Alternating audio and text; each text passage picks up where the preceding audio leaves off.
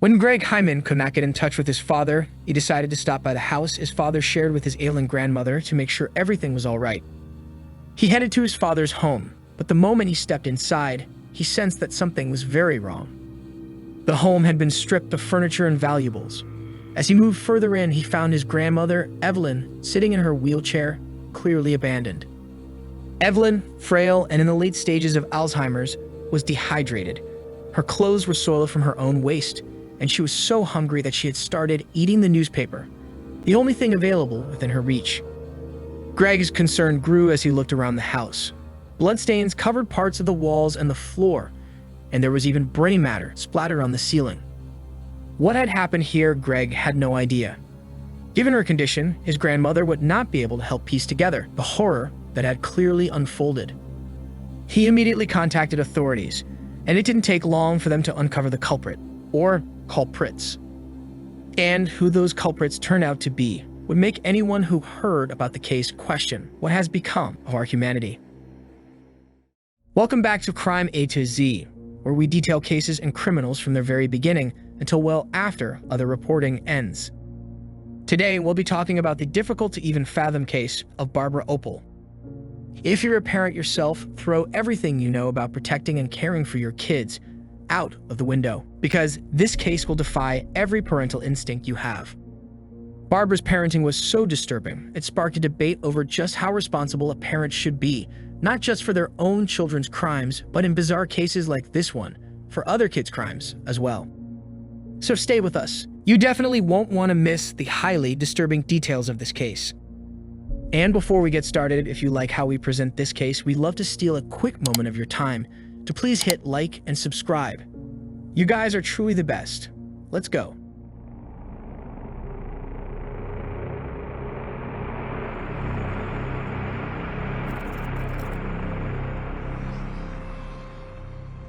Barbara Marie Opel was born on May 16, 1963.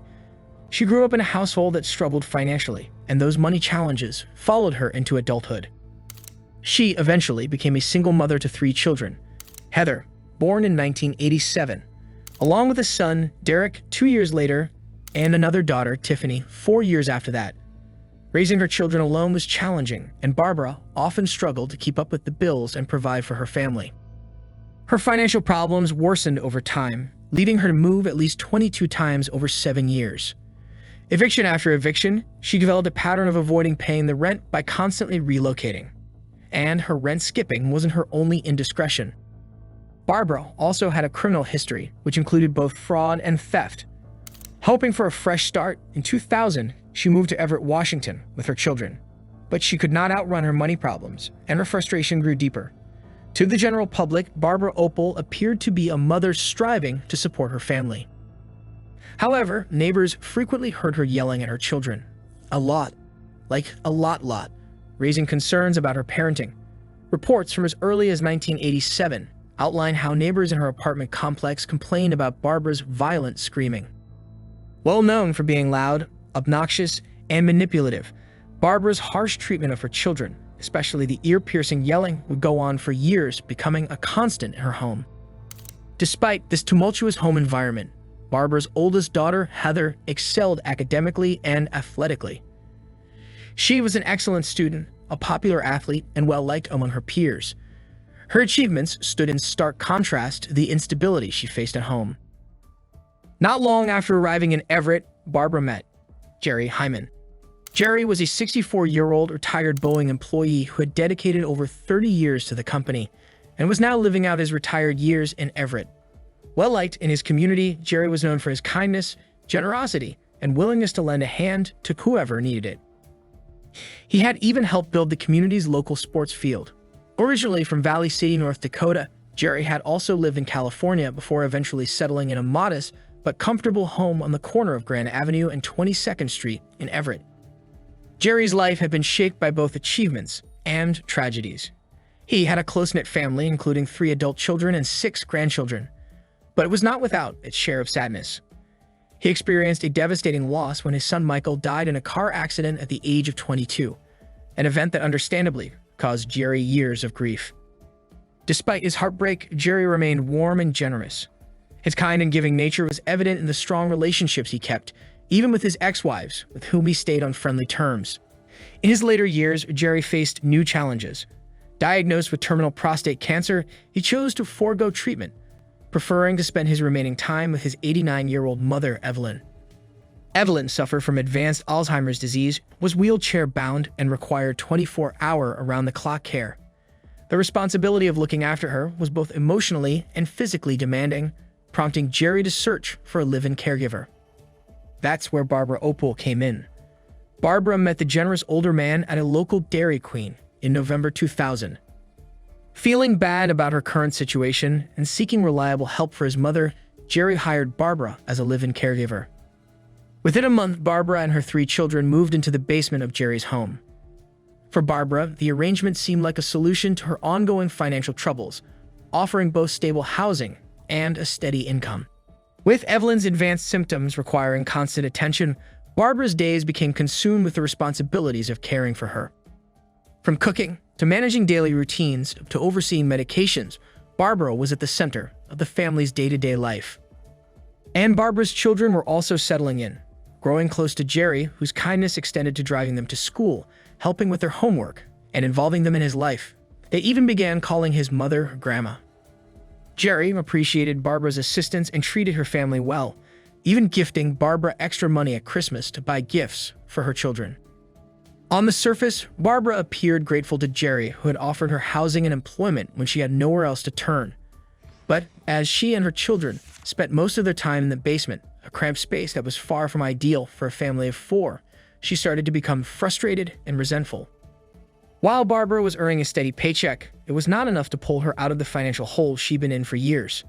She was surviving but not thriving, and she blamed Jerry.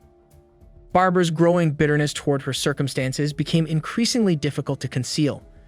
Neighbors and acquaintances later recall that Barbara seemed guarded in her interactions with Jerry, never quite friendly, yet never overtly hostile.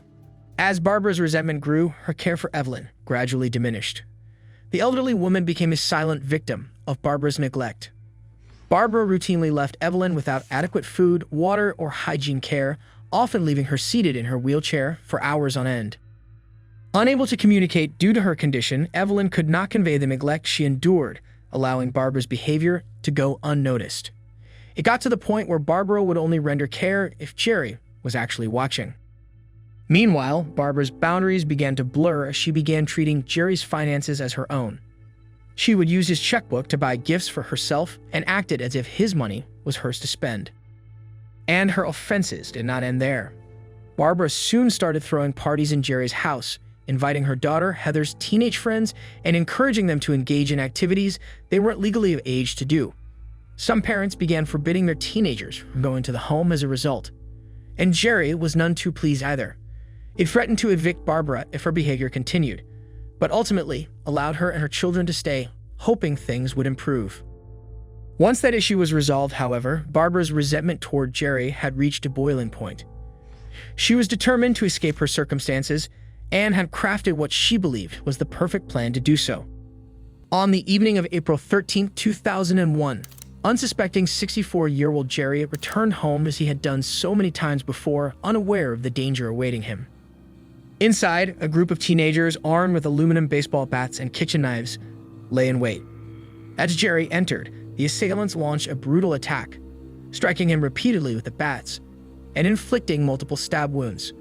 Despite his attempts to defend himself, he didn't stand a chance against so many weapons and assailants. Jerry was killed, and his home was transformed into a scene of violence. The perpetrators hastily cleaned the area, trying to remove any evidence. They took Jerry's body to the Tulalip Indian Reservation and dumped it, off with his belongings, then abandoned his mother. Helpless, with no food, water, or assistance. Starving, she began eating the only thing she could reach, a nearby newspaper. In a tragically bitter irony, Jerry had fallen victim to the very people he had taken in and offered support and shelter to. The attack was orchestrated by Barbara, but instead of carrying out the brutal act herself, she enlisted help. Help that made the already brutal attack even more horrifying. Barbara had recruited a group of teenagers to pull off the murder, including her own 13-year-old daughter, Heather. She also enlisted the help of Heather's friends, including Heather's 17-year-old boyfriend, Jeff Grote, Heather's 14-year-old best friend, Miriam Oliver, a 14-year-old named Kyle Boston, and Kyle's cousin, who was 13. It would be nearly a week after the attack that Jerry's son, Greg, became concerned when he couldn't reach his father, prompting him to visit Jerry's home. Instead of finding his father, Greg walked into a house stripped of furniture and valuables. The only presence remaining was his grandmother, having been abandoned and sitting in the same position in her wheelchair, without food or water, for nearly a week, well into the outer limits of how long a human can survive without water. Blood and brain matter spattered the walls and ceiling, a gruesome reminder of the brutality that had taken place. Greg contacted authorities and an investigation began. But before the investigation even had a chance to gain any traction, Barbara and her 3 children were apprehended in Spokane after a traffic accident involving the U-Haul truck they were fleeing in, which was filled with Jerry's stolen belongings. When brought in for questioning, Barbara denied any involvement, claiming Jerry had left on his own due to his terminal cancer diagnosis. The questioning soon turned to her children. One by one, they divulged small but incriminating details, each piece unraveling more of the truth. Finally, when investigators reached the youngest child, Tiffany, she broke down and revealed the shocking reality. Jerry was dead. Law enforcement dug further and found a trail of charges that Barbara had made on Jerry's credit cards, including a post-murder meal at Denny's, prepayment of 6 months of rent for an apartment, and the charge for renting the U-Haul truck. Barbara had spent $8,000 of Jerry's money in a 24-hour span. And that was only the beginning. Barbara was far from a criminal mastermind when it came to covering up her crime. Law enforcement had no shortage of evidence to work with, starting with, as usual, money. Barbara had learned that Jerry had $40,000 in the bank resulting from a recent home sale. Once she set her sights on his money, every obstacle became a minor hurdle in her path, no matter what or who it was. And the who it was would come to be one of the most shocking aspects of this case. That her 13-year-old daughter and her daughter's teenage friends seemed to be the ideal recruits for her murderous plan spoke to Barbara's warped perspective. Barbara had coerced Heather into using her relationship with Jeff to persuade him to join the plot. She even invited Jeff to move in with them to make it easier to control his involvement as the plan unfolded. Although Jeff had only known Heather for a week, he agreed to participate, taking on a leading role in the vicious attack. And the final roster of participants was only part of the story. Barbara had actually attempted to recruit even more teens, but many had refused. And while recruiting her own daughter and other teens for the murder may have seemed as low as a parent could go, Barbara had no bottom. Not only did she recruit the arguably impressionable teenagers into committing murder, a despicable act on its own, but she also set everything up to make sure she could fully lay the blame on them. While the murder was taking place, she was careful to remain in the basement, cheering and goading them on the entire time. And when the plan fell apart, Barbara was quick to point the finger at her daughter, Heather, calling her the mastermind and leaving the others to deal with the consequences as well. Her betrayal was in complete contrast to what she had promised the teens, namely that they would not get caught and that there would be no repercussions. In fact, she promised it would be the opposite. She had lured them into participating by promising them rewards. Barbara had bribed the teens with promises of prizes once they completed the job. Heather had even written in her diary about being excited over receiving a dirt bike as payment for the killing. The others were promised various prizes as well. 17-year-old Jeffrey was promised a car. 14-year-old Miriam, new roller skates. Kyle, also 14, cash. He was paid $220.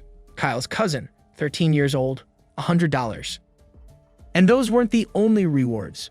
In her efforts to drain as much of Jerry's $40,000 as she could, Barbara had used his checkbook to prepay the 6 months of rent previously mentioned, rented a U-Haul truck, then boldly enlisted the teenagers to load it up with Jerry's belongings.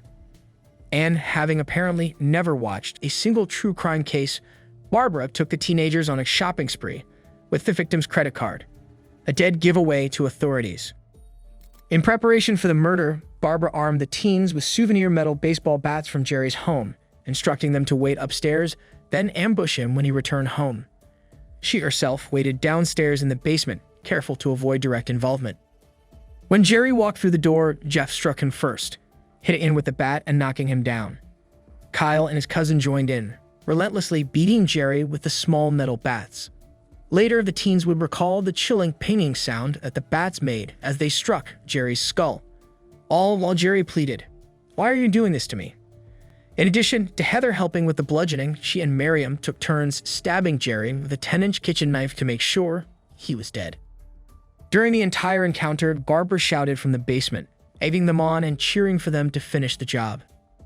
After confirming Jerry was dead, Heather reflected, "That was fun. Let's do it again." The group then wrapped Jerry's body in a rug. Barbara had her 7 and 11-year-old children hastily clean up the blood and brains from the floor. Then they took the body to the remote location and dumped it. The entire ordeal was orchestrated with complete disregard for Jerry's mother. Sitting just a few feet away in her wheelchair, despite her condition, she witnessed her son being brutally beaten to death. Jerry's blood was later found splattered on the side of her wheelchair. Authorities would also learn that it was not Barbara's first attempt at getting rid of her boss. They found that she had previously attempted to kill him by poisoning him with weed killer, but the attempt only resulted in him becoming violently ill, not killing him. Barbara had set her sights on killing Jerry to get his money, found someone else to do the deed for her so that she could keep the money, but had not really planned wisely or at all beyond that. A key focus during the trial was Barbara's relationship with her daughter Heather and how it affected Heather's ability or inability to resist her mother's instruction to murder. Barbara often treated Heather more like a friend than a daughter, blurring parental boundaries. Barbara had essentially isolated herself socially and treated Heather as her best friend, frequently intruding on Heather's friendships and social life. She would often tag along with Heather and her friends to the mall, movies, and the roller rink. She even went as far as calling Heather's friends for girly chats, attempting to bond with them as if she were their peer. Testimonies also revealed how Barbara had involved Heather in various unethical schemes and exposed her to criminal activities from a young age. The defense used this to argue that Heather was a victim of Barbara's manipulation, suggesting that her mother's influence led Heather to participate in actions she would not have chosen on her own. In fact, all of the teens Barbara enlisted came from unstable families where relationships with parents were distant or detached. Without the steady presence of close, nurturing bonds, many argue the teens were especially vulnerable to Barbara's influence and coercion. Barbara's trial took place first and was the most intense of all of them. Prosecutors sought the death penalty due to the brutal nature of the crime and Barbara's calculated manipulation of minors to carry it out. That made her the first woman to ever be considered for the death penalty in Washington state. Throughout the trial, she displayed a chilling lack of remorse, which weighed heavily in the jury's deliberations. Barbara's claims varied widely, from insisting that she only instructed the teens to beat up Jerry, not kill him, to alleging that Heather had a vendetta against Jerry and was the true mastermind, to falsely claiming that Jerry was abusive, which was promptly discredited by evidence and testimony. Barbara was found guilty of first-degree murder. For sentencing, the jury opted for life in prison without the possibility of parole, sparing her a death sentence. Heather, who was only 13 at the time, was tried as an adult due to the seriousness of her involvement. She pleaded guilty to first-degree murder and assault with a deadly weapon. During her trial, prosecutors revealed her disturbing diary entries where she described the murder as fun and expressed excitement about the dirt bike she was promised as payment. Despite Barbara's betrayal and all the incriminating evidence, Heather never saw her mother as evil, defending her actions until the end. To avoid the more serious charge of aggravated murder, Heather agreed to waive her right to a jury trial. So for the resulting lesser charge of first-degree murder, she was facing a minimum sentence of 22 years. Prior to sentencing, she expressed anxiety about her future, stating, "I'm very, very, very worried. I'll be an old lady when I get out." She prepared a statement to apologize to the victim's family, saying, "I really, really hope they'll accept it." She wrote a poem to them that read in part, "Look with your heart and not your eyes, and I believe you'll change your mind, because you'll see what's really me." She wondered, why can't they just look at the good side of me? Heather was sentenced to 22 years in prison. Jeff Grote, Heather's 17-year-old boyfriend at the time of the crime, was also tried as an adult given his significant role in the murder. Jeff's testimony in court was key as he recounted the details of the crime and the extent of Barbara's influence over the group. Jeff pleaded guilty to his first-degree murder charge and under a plea agreement was sentenced to 50 years in prison. Miriam Oliver, Heather's 14-year-old best friend at the time of the murder, was also charged with first-degree murder and was also tried as an adult. Her testimony, along with Jeff's and Heather's, further solidified Barbara's role as the ringleader. Miriam pleaded guilty and was sentenced to 22 years in prison. Kyle Boston, who was 14 at the time of the murder, faced a lesser charge than the others of second-degree murder. A charge typically applied to an offender who participated in a murder but was not involved in its direct planning or premeditation. Kyle pleaded guilty to the charge and was sentenced to 18 years in prison. Kyle's 13-year-old cousin and the youngest involved was charged with first-degree murder. In court, his role was considered minor, influenced more by his vulnerability within the group and Barbara's manipulation than by any active involvement. Due to his age and limited involvement, he was tried in juvenile court and received the maximum sentence for a juvenile, confinement until the age of 21.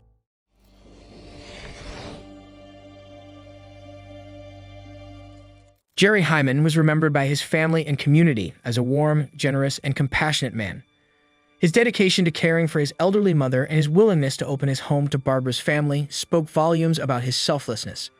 His death left a void in the community he had impacted through his generosity and kindness. Media coverage of the Barbara Opel case often cast Heather Opel as a willing participant in the murder of Jerry Heyman. However, opinions on Heather's role in the murder vary widely.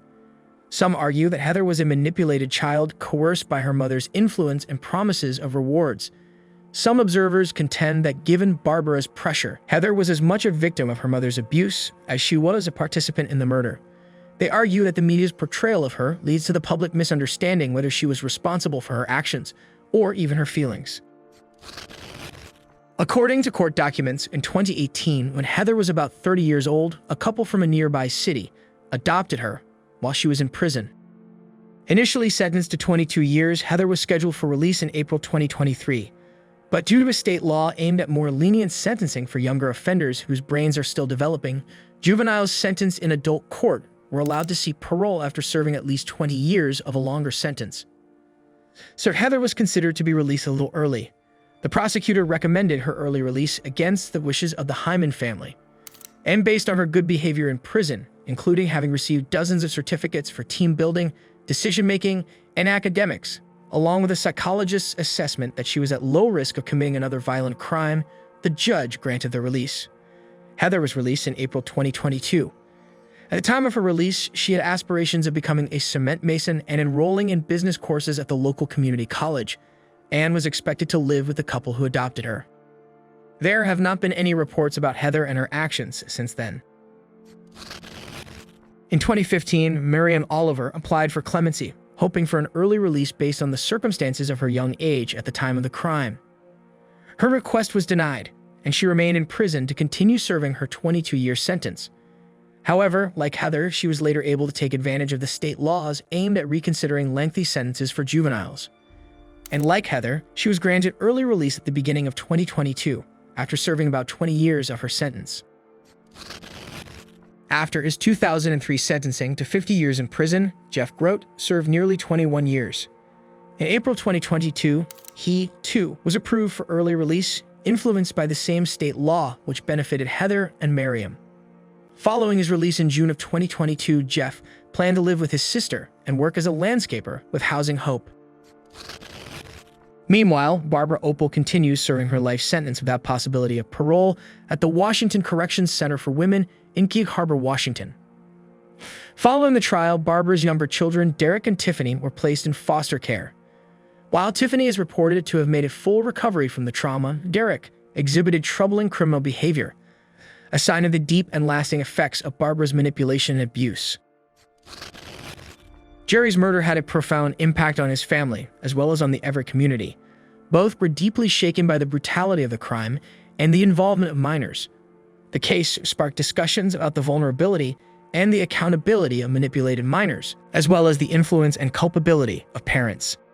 We hope this video did justice to Jerry Heyman. What are your thoughts? Should Heather have not been held responsible for her actions, given her age and the manipulation of her mother? Should she be excused for thinking it was fun or wanting to do it again if she was conditioned to think that way? Let us know in the comments below. And if you like how we presented this case, please do help us by hitting like, share, and definitely subscribe so you never miss a single video.